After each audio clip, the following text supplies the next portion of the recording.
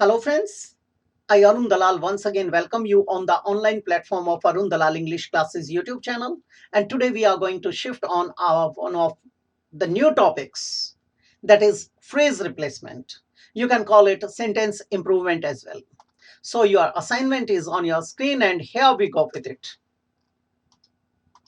Your first sentence is on an occasion, बेटे एक अवसर पर, she persuaded me, persuaded यानी she convinced me, she prevailed on me, उसने मुझे कन्विंस किया, मनाया, to accompany her on a shooting expedition, कि मैं उसके साथ चला जाऊं, कहां पर, एक शूटिंग का जो अभियान चल रहा है वहां पर.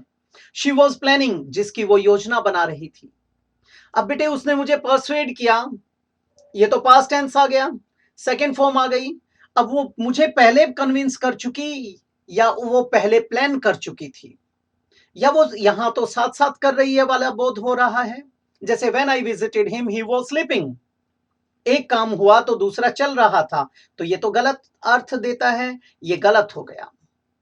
हैज आ नहीं सकता बेटे, क्यों? क्योंकि हमारा ये पास्ट में दिया गया है. बच गए दो, प्लान्ड और हैड प्लान्ड. अब बेटा बचपन में आपने एक सेंटेंस पढ़ा था कि डॉक्टर के आने से पहले रोगी मर चुका था. The patient had died before the doctor केम. ये वैसा कंटेक्स्ट है हमारा. तो बेटे यहां पर वो पहले योजना बना चुकी थी और बाद में उसने मुझे कन्विंस किया, तो हम किसको चुनेंगे? हैड प्लान को. They have no less than 3000 students in the college.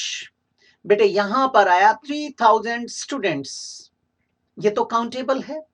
Less, less किसका कंपेरेटिव डिग्री है? लिटिल का. Little, less, least. ये किसको बताता है बेटे? क्वांटिटी और अमाउंट को. तो ये तो यहां पर गलत हो जाएगा. दूसरी बात, देन दिया गया है तो कंपैरेटिव डिग्री ही चाहिए. तीसरी बात, काउंटेबल की बात कर रहा है, न्यूमरल या नंबर के लिए आएगा, तो हमारे पास होता है फ्यू, फ्यूअर, फ्यूएस्ट. तो यहां पर लेस गलत, लेस गलत, ये हो नहीं सकता. बचा क्या? No fewer than. नेक्स्ट है बेटे,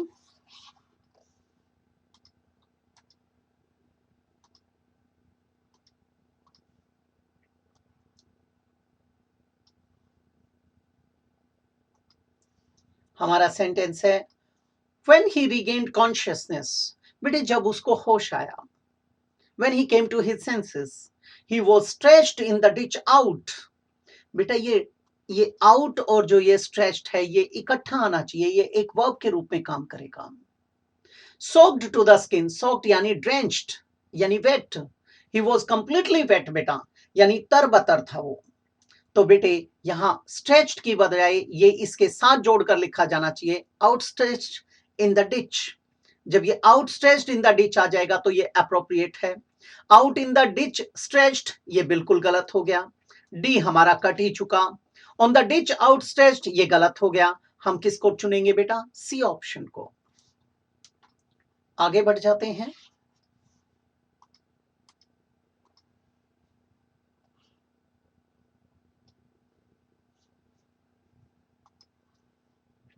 इसके अंदर क्या आया बेटे?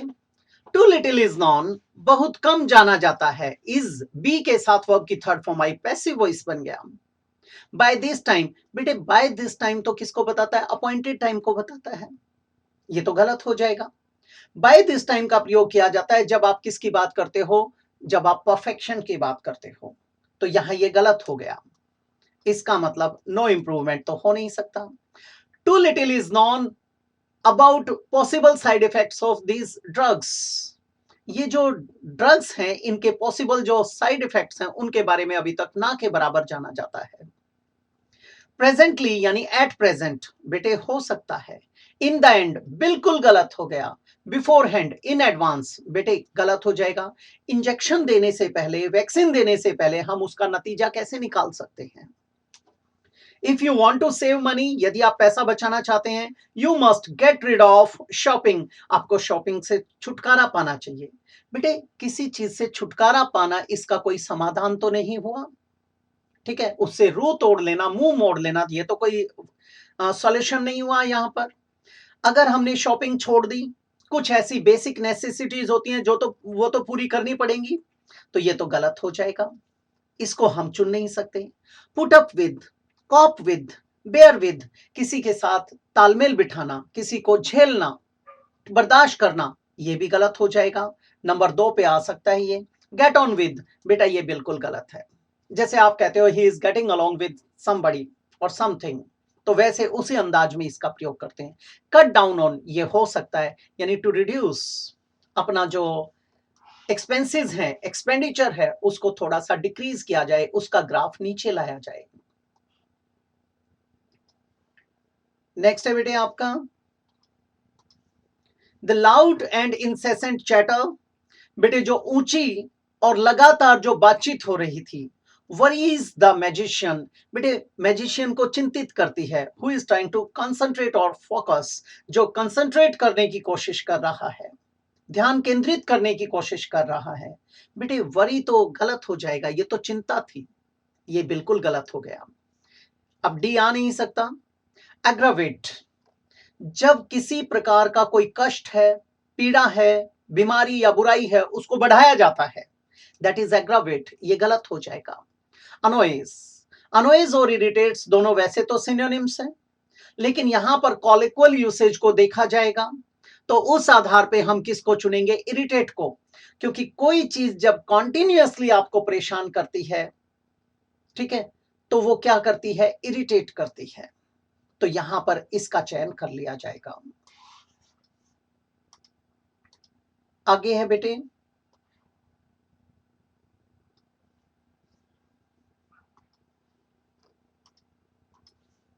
Not only they went to see a film but also had dinner out.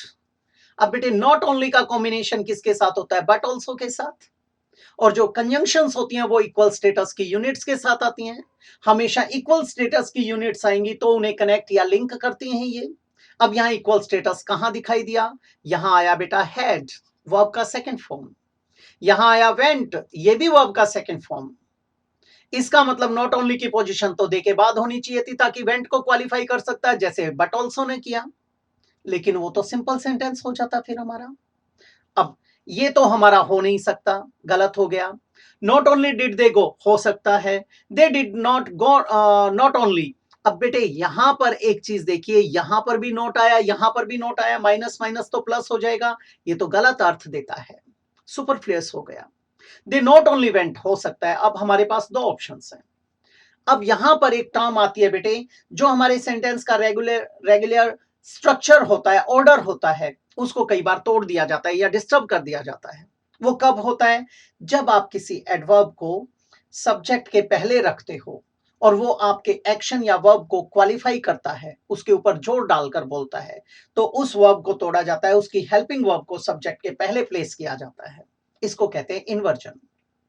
When a sentence begins with an adverb or an adverbial phrase, the helping verb of the sentence is used before its subject. It is used in this way only to lay emphasis on the action, and this type of usage is called beta inversion. तो हम किसको चुनेंगे, इसको चुनेंगे। Not only did they go to see a film, but also had dinner out. Birds sit on the branches of the trees in my garden, and with their sweet notes fill the air of music. अब बेटे यहां पर भी वही बात आई जो ऊपर बताया हमने, सेंटेंस का जो स्ट्रक्चर होता है, सिंटैक्स होता है, वाक्य विन्यास होता है।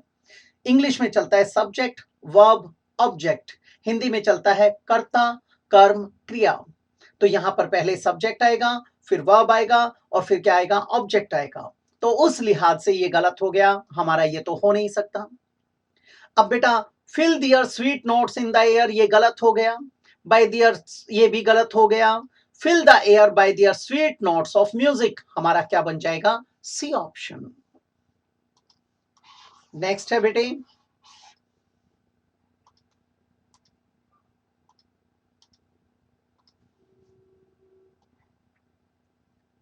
सेकेंड लास्ट देखेंगे आज के लिए।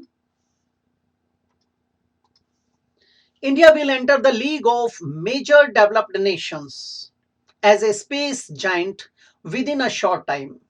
बेटा इंडिया प्रवेश करने वाला है, enter the league of major developed nations as a space giant. बेटे स्पेस जाइंट का मतलब क्या है कि इस सत्ता के अंदर वो अपना नाम भी दर्ज करवाने वाला है। बेटा जाइंट तो यहाँ गलत हो जाएगा। एनर्जी केवल शक्ति की बात कर रहा है, गलत हो गया।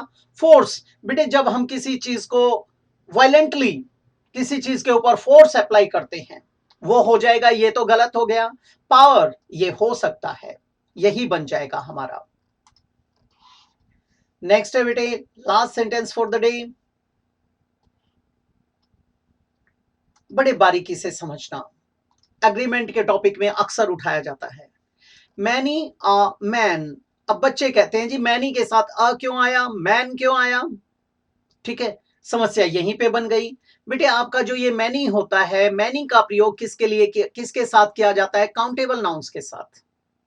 और बेटा काउंटेबल नाउन तो आएगा ही आएगा, दूसरी बात वो प्लूरल होना चाहिए जब उसके साथ कोई आर्टिकल नहीं है। तो many boys, many girls, many candidates, many cadets, many soldiers, इस तरीके से आ जाएगा। अब यहां देखिए बेटा, नो इम्प्रूवमेंट हो सकता है हमारा। मैनी, मैनी के साथ हमने मैन लगाया, ये तो गलत हो गया। ए मैनी मैन होता नहीं है, मैनी ए आया तो मैन नहीं मैन होना चाहिए, ये भी गलत हो गया। हमारा क्या आ जाएगा, no improvement. Many a man would welcome the golden opportunity this time. अब यहां पर ये क्या था, कई एक आदमी। ये मैनी ए मैन और मैनी मैन दोनों का सेम मीनिंग होता है बेटा। यहां एक समस्या आती है हमारे बच्चों के सामने प्रोनाउंसिएशन को लेकर। एक होता है मैन, एक होता है मैन। जो ये आया बेटे, ये हमारा सिंगुलर है और ये हमारा प्लूरल है, इसको बोलते हैं मैन, ये है मैन। ऐसे ही आपका होता है, यहां आता है बेटा वुमन, ये क्या था, वुमन। और यहां पर आता है बेटा WOMEN, इसको कहते हैं women, women. Man, man, woman, women. तो यहां पर मैनी मैन होना चाहिए था या मैनी ए मैन, कई एक आदमी। तो ये थी बेटे हमारी एक्सरसाइज आज के लिए, किसके ऊपर, फ्रेज रिप्लेसमेंट या सेंटेंस इंप्रूवमेंट के ऊपर। अगली क्लास में इसके अगले पड़ाव की तरफ चलेंगे। तो इसके साथ मैं आप लोगों से इजाजत चाहूंगा। नमस्कार दोस्तों।